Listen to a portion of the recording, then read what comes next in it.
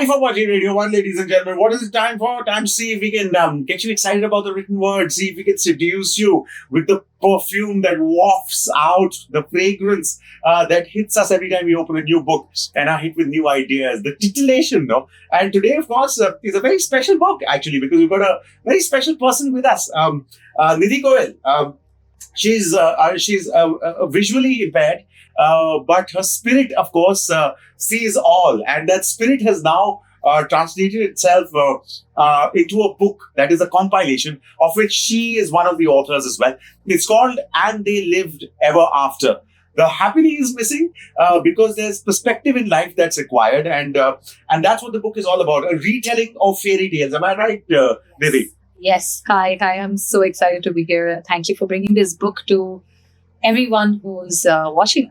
That's it's incredible. You also conceptualized and now head Rising Flame, which is a not-for-profit aimed at helping those who might need that help a little more than others.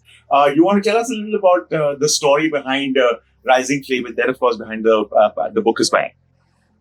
The story behind Rising Flame, right? As a disabled or a blind woman, for me, it was very simple, right? People say, oh my God, your life would have been tough. And I say, no, when I look around, I think I was very privileged. I was privileged because I had support. I was privileged because people believed in me. I was privileged because I had mentoring opportunities, that I had opportunities to educate myself and so on and so forth. And I looked around in the community of women and persons with disabilities, and not so many of them had these opportunities. I mean, I say women and persons with disabilities, but we know that in the world, we're looking at girls and women not having enough opportunities and people believing them. So that is why Rising Flame was founded, from my own lived reality, from my engagement and work with the community. And Rising Flame, because I thought we just don't need to exist in the community or ask for opportunities. I think it's high time that persons with disabilities led from that you saw women with disabilities not just existing in the room or acknowledging their existence, but as authors, as readers, as writers, as your lawyers, as your doctors. I think we take to transplant sympathy when sometimes it is not required. We feel it's the more abled amongst us. I was speaking to another differently abled person who said the same thing, that sometimes just treating someone with a disability as an equal becomes a bit of a problem, because you tend to think, am I doing it right? Am I doing something wrong? There's that affectation to behavior, is it not? It's I will say it's very sweet.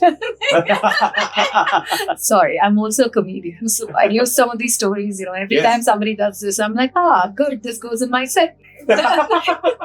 People come and say you're blind, so you must be having that amazing sixth sense. And of course, people believe that, right? Ek gaya to aur mila, ye kya hai? Bata Street. But it's also like, you have a sixth sense, right? And I'm like, kal se I'm changing my name from Nidhi to Nidhi Mata. It's like, absolutely. Come, I'll show you sixth sense. Right. Questions, I tell you, they can be such double-edged swords. But the question that I have for you, of course, is about the book. It's a lovely, lovely book. And the perspective, I think we're increasingly becoming a society where perspectives need effort, and we're becoming lazy, no? So was that also one of the reasons why the perspective to the fairy tales in the book? I think we're a society who's a little bit confused. So we always say we're challenging the norm and we're thinking differently and out of the box. And sometimes I feel like with what? Out of the box or what? I think to make ourselves feel a little more important. But we're looking at the stories that are fed to us. Yeah. So when we look at our screens, we have one reality. That this is how youth should be. It should be fun. Yeah. But what about the youth who has fun different? Mm-hmm. Right? Yeah. Or children means it needs to be this, right? Or beauty means it needs to be this. It's so amazing because I was telling someone that I grew up reading fairy tales, right? So I was sighted before, then I acquired my disability, etc., etc. But the point was that nobody in my vicinity had blonde hair, blue eyes, not even colored, right? Then people were not even coloring it. And I was like, oh, this is how happily, like, Prince will come on a white horse. And I was like, but I live in Mumbai. There was no white horse. It was amazing, right? How we shaped our own realities or ideas of living, of the world, who exists, and of lovers. Absolutely. So if you see, you said happily is dropped, but the idea is that we have changed the ways we look at happiness. So what was your process of writing the story that you wrote? My story.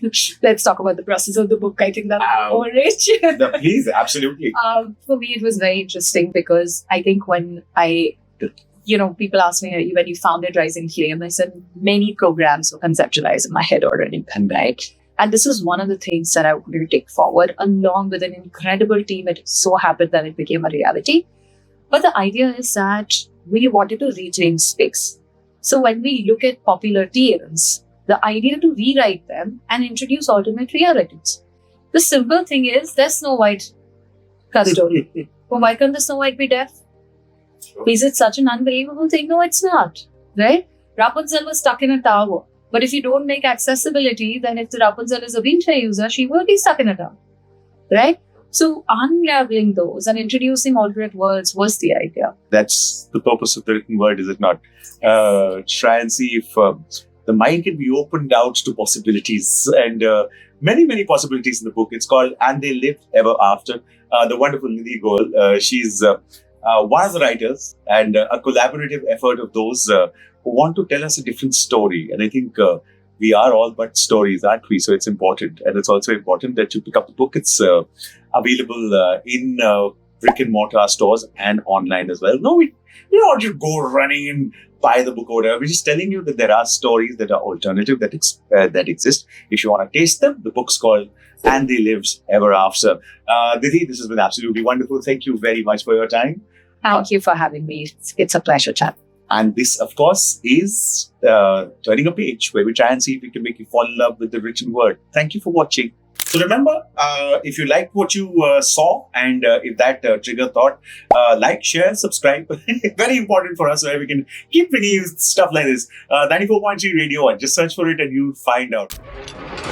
94.3 Radio 1.